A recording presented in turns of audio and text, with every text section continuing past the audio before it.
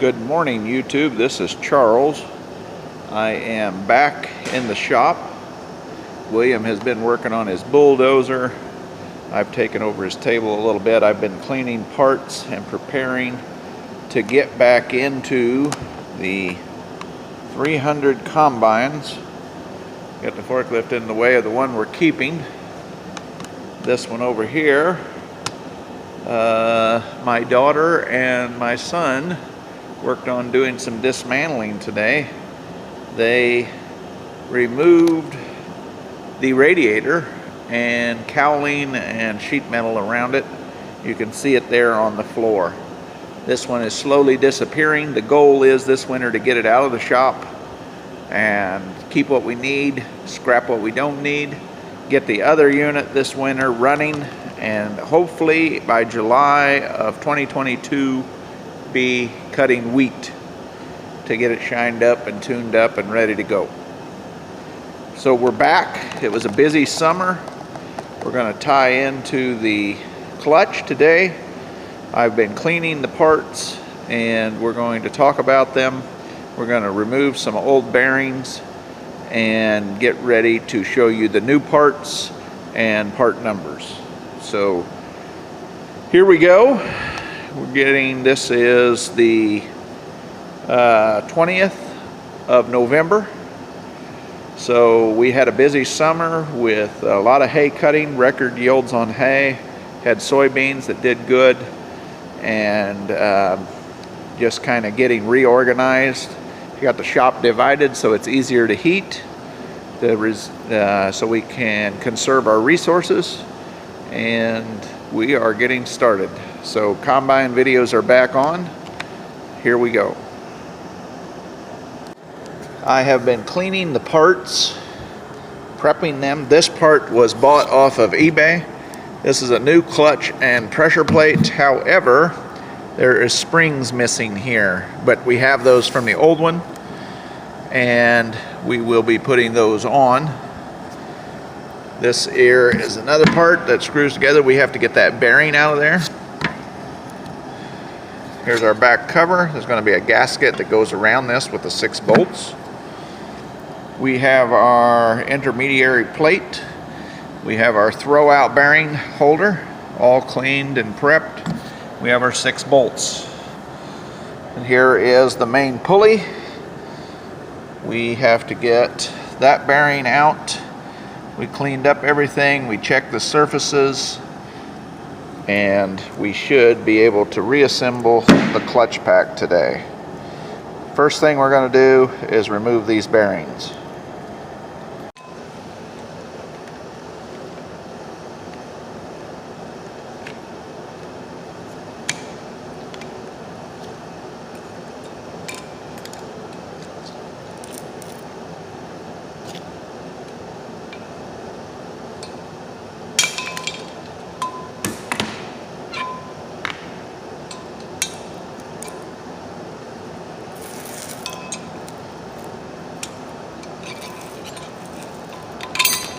There we go. Okay, we got the retaining ring or snap ring removed. Now we have to get this bearing out. Nothing too hard about it. Just going to use a socket here. Put it on the inner race. Should just be able.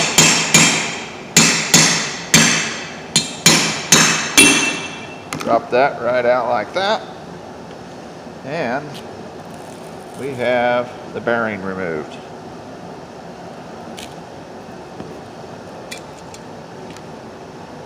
Okay, so we have the bearing out. That is bearing in your parts book 31, which is 832773 M3. Now that is going to cross over to the new bearing is a 1440496X1, and that bearing, you have to be careful with it. It will only have a seal on one side because your washer with the grease zerk, when you put the screw, the bolt end of the shaft to the end of the transmission to hold this pulley in place has a special washer with a grease zert so that you can grease this bearing. So it appears they've sold us a Koyo, K-O-Y-O bearing, roller bearing, and we will get that out of the package. Doesn't look bad. Made in Japan, Koyo, crossing to a 6206RS. That's 6206RS. That's a Koyo, K-O-Y-O. Guess I'm saying that correctly. Good bearing, no seal. You got to put it in the pulley correctly. And I am going to use another socket. They work great, but you got to size them. You want to be a little less than the race because you don't want to damage your seal. Right here is the seal that we don't want to damage.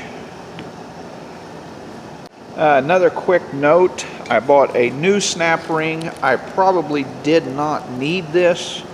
The old one cleaned up well. However, the parts store is a good distance away and we usually work on the weekend, so I bought that. That is part number 22289X, and that is in the parts book also. Probably didn't need this. I bought it $3.37. The bearing, by the way, is $18.60, or it was back in May when I bought this. So now we will want to take this bearing and get it in here without damaging the seal.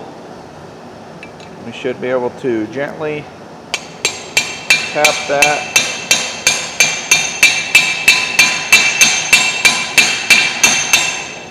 Make sure that the seal is facing you when you're putting this in.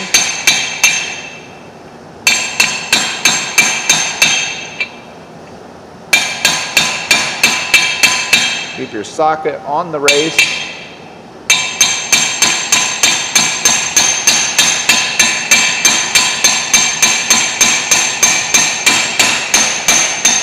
Over at the other shop, I have an arbor press. I would have loved to have put this in, but we're not going to go over there today. You can tell the sound changed when we bottomed out. The seal is not damaged in any way, and bearing is good, fully seated. Now we have to put the snap ring back in. Okay, I am comparing the snap rings. Might be good. This has been under pressure since it was built. It appears there is a little bit of difference there of compression where it's been compressed, so either this is going to be really hard to go in and won't fit, or this is a little bit weaker. So we're going to put the new one in because we have it, and so we will do that now. Okay, I had to adjust my pliers to get them to close enough to pull that together. There we go. We got it in there. Took a little bit. Make sure that it's fully seated. Do not damage the seal. Oh yes, we're nice and seated. In the groove, the retaining groove. Okay, that bearing now is changed. You should be able to see the balls here, because you're going to have, when you install this with the clutch together, you're going to have a washer with a grease zert. This part is finished. Now we got to do the back side. Okay, this piece is called the Flywheel clutch, part number 235722M1. Basically, it's the same thing. This is what holds the clutch pack on the transmission behind it, so it has support. So there's two bearings, one on the front and then this one. So basically it's the same thing. We have to remove the snap ring. I ordered a snap ring. We have to take the bearing out of there. So I won't tape this. There's a seal on both sides, so you can't really get it wrong. And it's that simple. Remove your snap ring, use the sockets, knock your bearing out, take care not to damage your seal when reinstalling. So I'm not going to tape that. Okay, we have the bearing removed.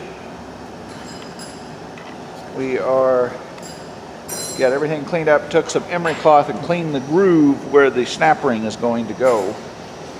So now on your book, you're moving out here to the flywheel. This is bearing number 7, which is 832772M3 bearing flywheel. That now crosses over to a 339579X1, and the snap ring, part number 8 in your book, 355988X1. So that is still 355988X1. So those are your part numbers for the flywheel bearing replacement. The 355 ring was $6.94 for this ring. The bearing 339, $21.51. So little things add up in over time. Now we're going to install that. You see me install the other one. We're going to put that right in there, protecting the seal. And let's see here what kind of bearing they sold us this time. No outer name on it. It is a Korean bearing. It says Korea, and it is FAG. And then there's another number, 6207-2RSR-LO38-C3. Or it could even be this number, which appears to be an 8207 RSR. Could be a seal number, I don't know. Feels like a good bearing. Agco's selling it, so this is what we get today. Okay, we have our flywheel renewed. That's cleaned and ready to go. We will set that over here, and we will start looking at the throwout bearing.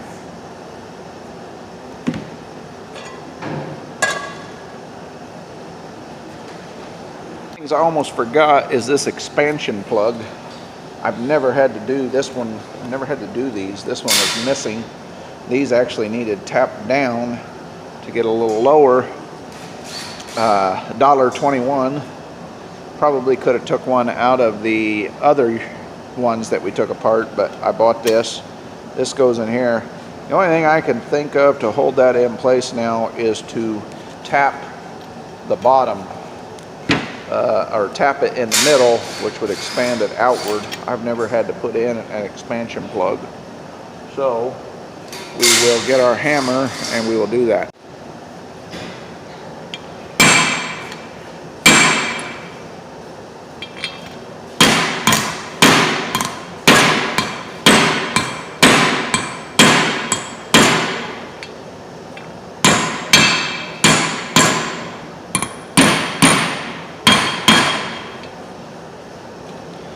So it looks like the rest of them, it's snug. It's an 1 11/16 plug if you ever need to replace one. First time in my life I've ever needed to replace one. I guess that's all it takes. Wouldn't be hard to replace even if it's on the combine. So, never had to do that. Wanted to put it on the video. I'm just going to go over this. This is your throwout bearing. Right here, your clutch is going to push against it here, your clutch fork, and that pushes it in. It's in there about like this. That pushes that in to the fingers that are on the clutch over there, right over there, and that's what releases the clutch. There is a shelf in here, or a lip, that this has to ride against. This Zerk does not grease this bearing. This bearing is sealed. This greases, and there's a grease groove inside here. I don't know if you can see it or not. That greases the sliding action on the casting of the transmission. And then this spring goes on here to pull it back away from the fingers. So this part number here is, I need to get the old part number out of the book, but this was the top one. This one was 3148. The new number is 30-3056295. Let me get the one out of the book. Part number is number 2.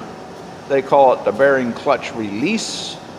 195-207M1, which crosses now to the AGCO number 30-3056295.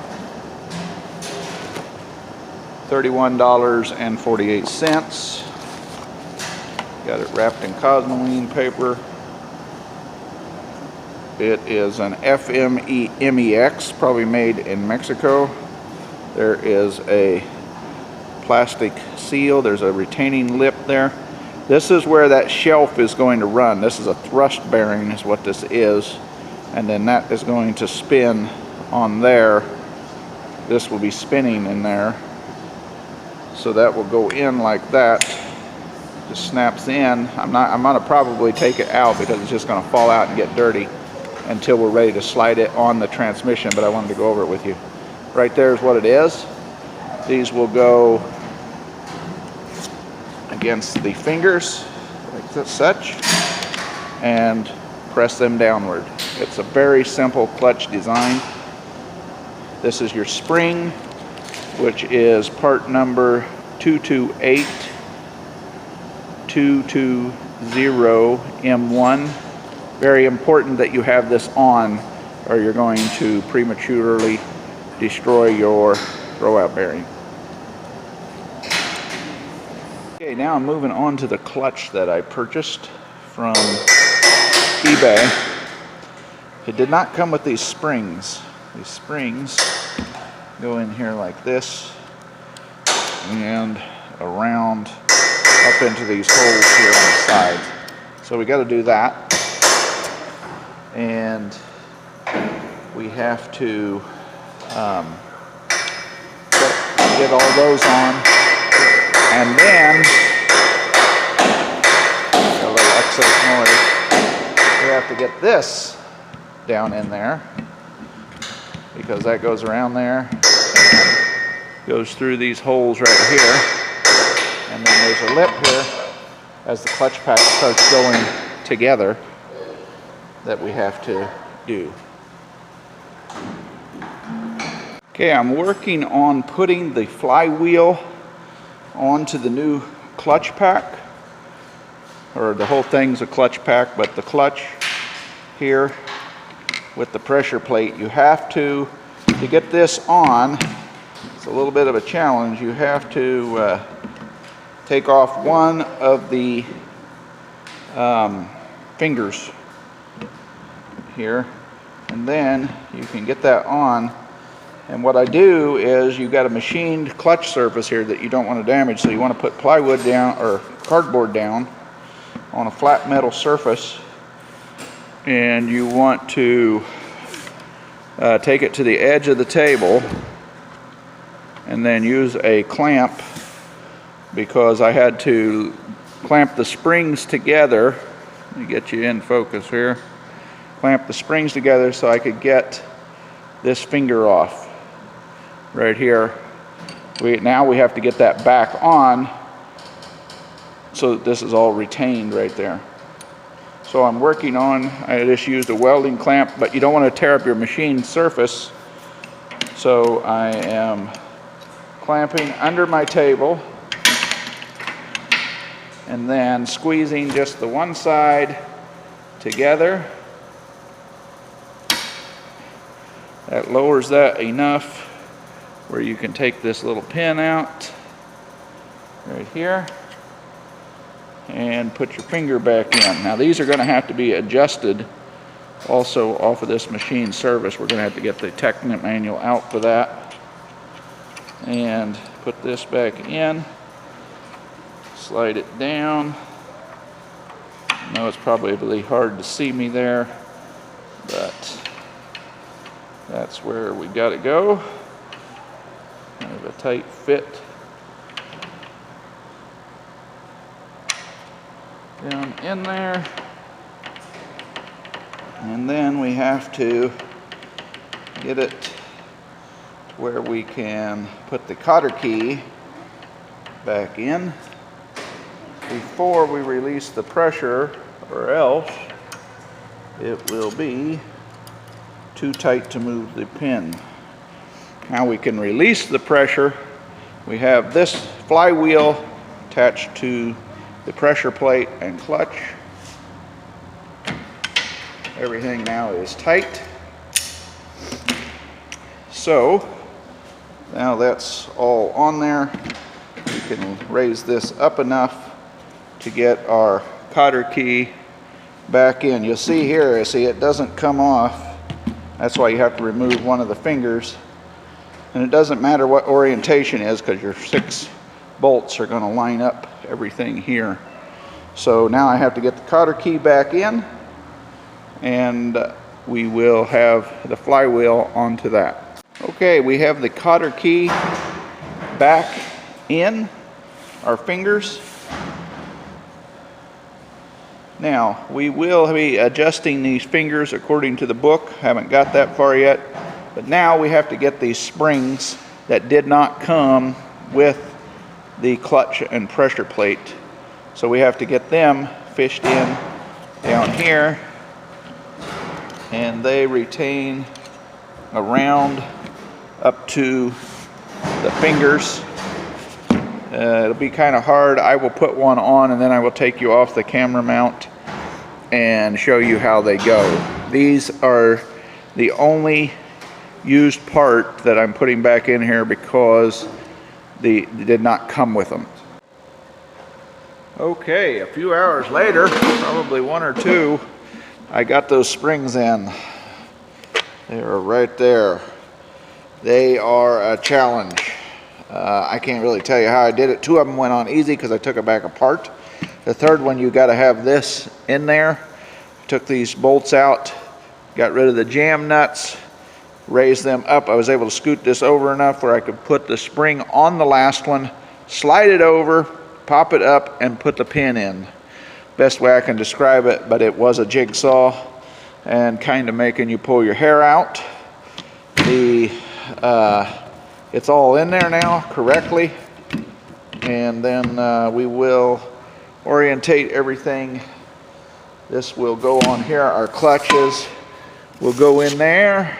We'll just put all this, and then we will have first we will have a clutch plate, intermediary plate, another clutch plate. You got to have the alignment tool, or it said to keep them loose, and then you could do that. And then this will go on here like this. And it actually will set down in there. We have to put our felt seal in this dust cover, glue it in, and then that will go on there when the hole's here somewhere, right there. And then you got your bearing in here, and that will go in there, and that will slide back and forth against those fingers. But we're not there yet. I'm going to have to conclude it right here because this took a better part of my day getting this far, and with the helping my children disassemble more. We got the hydraulic pump, the carburetor off.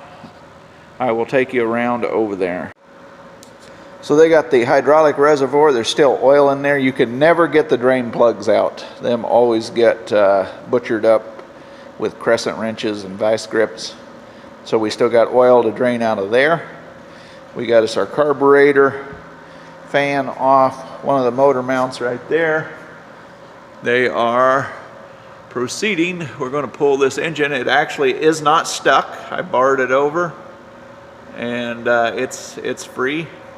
I've never heard it run, but we're going to pull an engine on a 300 eventually. Maybe we'll get to that next weekend.